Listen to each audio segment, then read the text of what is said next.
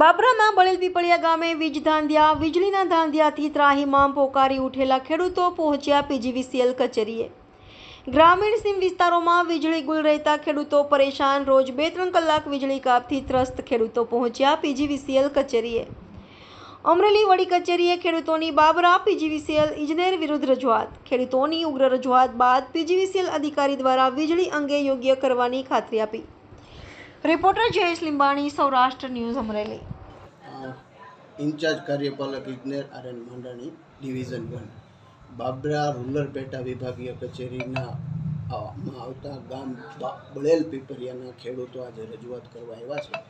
એમનો ખેતીવાડી ફીડરો અને જ્યોતિગ્રામ ફીડરોમાં થતા ફોલ્ટ અને પાવર ન મળવા બાબતની એમની રજૂઆત અમે સાંભળી છે આજે। અને એમની રજૂઆત એવી હતી કે આ જે ફોલ્ટને નિરાકરણ 10 દિવસમાં આવવું જોઈએ એમ, પરંતુ આજે મેં એમના નાયબ ઇજનેર શ્રી દેવમુરારીને, બાબરા રૂરલના દેવમુરારી સાહેબને એવું કીધું છે કે ગામની વ્યક્તિગત વિઝિટ કરી ગામના તમામ પ્રશ્નો ખેડૂતો પાસે મેળવી અને એનું નિરાકરણ જે એમના લેવલનું હોય એ 5 દિવસમાં મેન્ટેનન્સ તથા એની જે કાંઈ કાર્યવાહી કરવાની થતી હોય એ 5 દિવસમાં પૂરું કરવાની મેં એમને સૂચના આપેલી છે।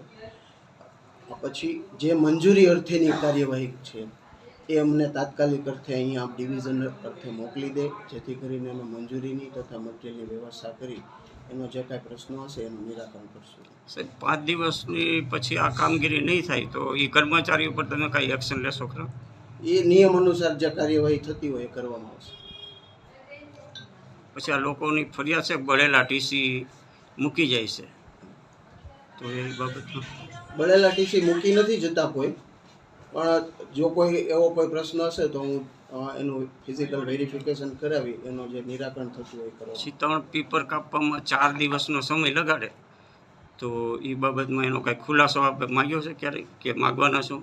ના, હજી સુધી મારા ધ્યાને તો આ પહેલી વખત આવેલું છે, છતાંય હું જાણી લઉં છું કે એવું કેટલા માણસો કામ કરતા હતા, એમાં ઘણા બધા કન્સ્ટ્રેન હોય કે ભાઈ કેટલા જણા કામ કરતા હતા, કેટલા મોટા પ્રમાણમાં એ ઝાડ હતું, કે અત્યારે કન્ડિશન એવી છે કે પાવર સપ્લાય બહુ ઝાઝો બંધ ન રાખી શકાતો હોય, એવા ઘણા પ્રશ્નો હોય, એટલે ઓછા ટાઈમમાં કામ કરવાનું થતું હોય તો એ મુજબ કાર્યવાહી કરવામાં આવતી હોય છે સબ ડિવિઝનમાં। છતાં પણ હું જાણી લઉં છું કે આવું કેમ વારંવાર થયું છે, હું જોઈ લઉં છું। ભાઈ ડાયાભાઈ કથિરિયા, ગામ બાય પીપળિયા, તાલુકો બાબરા।